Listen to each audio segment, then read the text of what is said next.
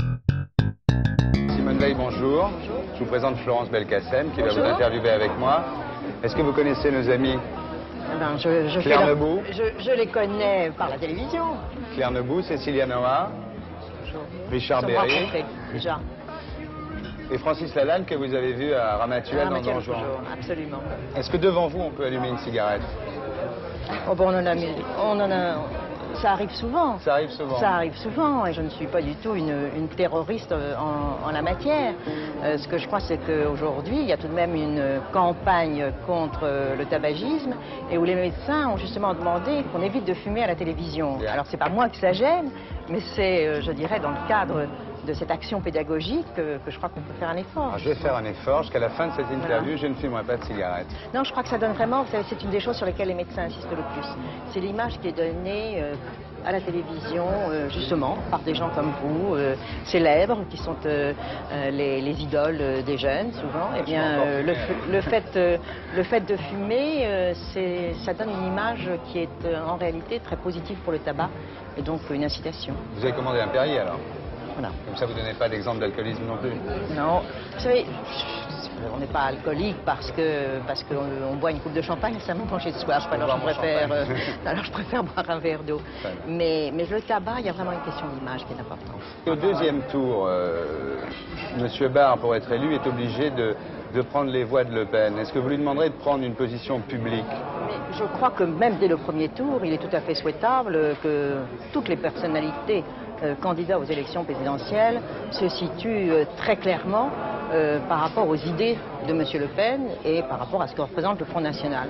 Cela dit, qu'est-ce que ça veut dire prendre au deuxième tour les voix de M. Le Pen?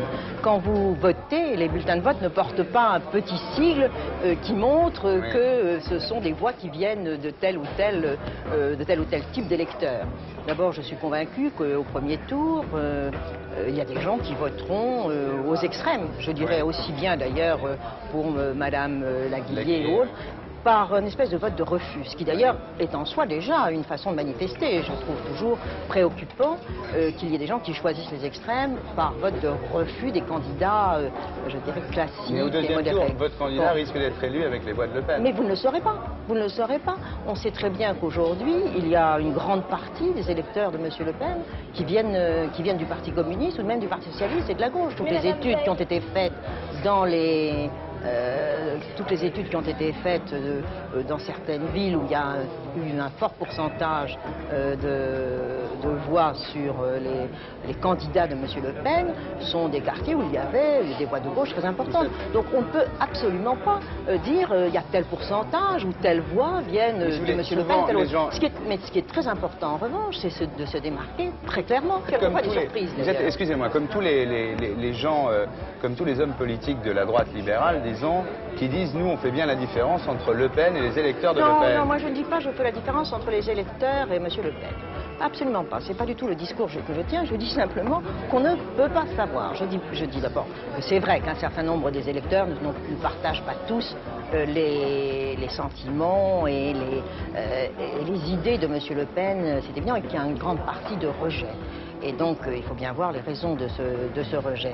Ce que je dis simplement, c'est un constat, si vous voulez, matériel, qui fait qu'au moment où les gens votent, on ne sait pas quel est le pourcentage. Voter pour Raymond Barre, ça devient des bons, enfin pas barristes, puisque je n'ai pas le mot, mais des bons libéraux. Mais c'est pas que ça devient des bons libéraux, c'est que vous n'avez pas le moyen de savoir si c'est 5%, 10%, vous avez un électorat général. Ça sera ce que c'était au premier tour. Pas du tout. Non, absolument pas. Il y a très souvent beaucoup de reports au premier et au second tour.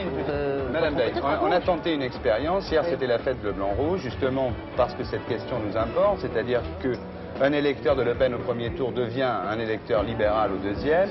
Et on a demandé à notre ami Philippe Guérin, ici présent, d'aller hier à la fête du Front National, à la fête bleu-blanc-rouge, pour demander aux militants du Front... Pour qu'ils voteraient ? Non, ce qu'ils pensaient de vous, ce qu'ils pensaient des gens de la droite libérale. On va regarder le sujet. On va regarder le sujet. Je n'aime pas du tout Simone Veil. Simone Veil, aujourd'hui, fait beaucoup de flas s'imagrer en ce qui concerne ce qu'a dit M. Le Pen. Et Simone Veil oublie simplement qu'elle est responsable de la loi sur l'avortement, que ce sont des milliers d'enfants, de bébés que l'on tue dans le sein de leur mère. Je trouve ça ignoble. Au Front National, Elle n'a pas sa place ici. Nous sommes en démocratie, Simone Veil a droit à la parole comme Jean-Marie Le Pen. Je n'aime pas du tout Mme Simone Veil. Hein? Je lui reproche en particulier sa loi sur l'avortement qui a entraîné le génocide de centaines de milliers, voire de millions de jeunes Français, de petits Français et de futurs qui ne se réaliseront jamais. Une femme de gauche? D'une femme de gauche éventuellement, et puis bon, elle a un passé difficile à dire. Qui n'a rien à voir avec ici. Voilà, qui n'a rien à voir avec Le Pen. Simone Veil, bon ben, je peux pas trop dire parce que je la connais pas assez, mais enfin, vous me poserez la question sur n'importe qui, je vous dirai non. C'est toujours pareil, il y en a qu'un, c'est Le Pen. Simone Veil, pour moi, c'est vraiment, enfin, je dirais, c'est l'abjection politique. C'est vraiment, je crois que j'aurais pas de terme pour décrire une femme, je pense, qui a été d'un cynisme, qui prend des airs de vierge offensée quand elle parle du Front National et de tout ce qui pourrait faire le Front National, c'est le diable. Je pense quand même qu'il faudrait qu'elle réfléchisse un petit peu sur tout ce qu'elle fait, sur les millions de morts qu'elle a déjà sur la conscience. Qu'est-ce que vous pensez de Simone Veil? Beaucoup de mal. C'est une femme dangereuse.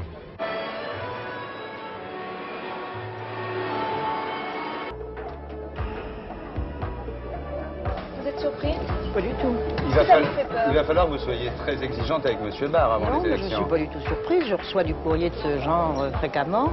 Et donc, ça ne m'apprend absolument rien. Si je vous montrais mon courrier, il est quelquefois pire que ça, je le sais. Est-ce que vous Je le sais, débattriez? mais là, si vous voulez, ce n'est pas que je dédouane cet électorat. Pas du tout. C'est pas du tout que je trouve...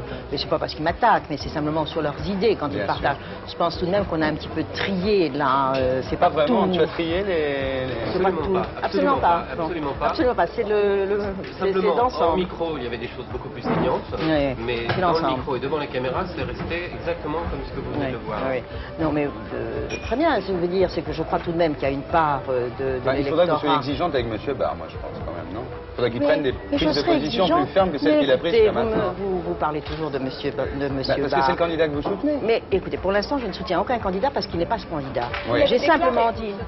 Non, je n'ai pas déclaré ça. Alors, je suis tout à fait désolée puisque vous revenez là-dessus avec une espèce de certitude. J'ai simplement dit que je suis UDF.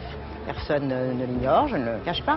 Et que je pensais, il n'y a aucune honte à ça, et que je trouvais qu'il fallait que l'UDF ait un candidat aux élections présidentielles. Parce qu'une grande formation politique dans notre système constitutionnel n'existe pas si elle n'a pas un candidat aux élections présidentielles. C'est vrai que je trouve qu'il y a trop d'ambiguïté. Je relisais les commentaires qui ont été faits par une grande partie de la classe politique au lendemain des déclarations que j'avais faites sur Dreux. Oui. Eh bien, c'était très peu clair, mais je crois que maintenant, il est vraiment Ah temps oui, vous avez, d'être... vous avez été la première, effectivement. Ah oui, non seulement la première, mais Oui. je dois dire Mais que j'ai été assez traînée dans la nettement. boue Oui, oui, et oui. que personne pratiquement Oui. ne m'a C'est soutenue vrai. et que les propos tenus ont été, même dans la majorité modérée, extrêmement durs à mon endroit et que le courrier que j'ai reçu, je parlais du courrier, le courrier c'est toujours très intéressant, le courrier que j'ai reçu était aussi intéressant. Alors je me réjouis de voir que maintenant tout de même beaucoup ont pris position de façon beaucoup plus claire, mais c'est vrai, vous avez raison, c'est vrai qu'il y en a qui sont gênés par les déclarations qu'a pu faire Michel Noir, qu'a pu faire M. Maluret, qu'ont pu faire d'autres, et je crois qu'on ne peut plus maintenant, ça ne peut plus. Et d'ailleurs je crois que surtout la classe politique devrait comprendre qu'elle a tout à y gagner.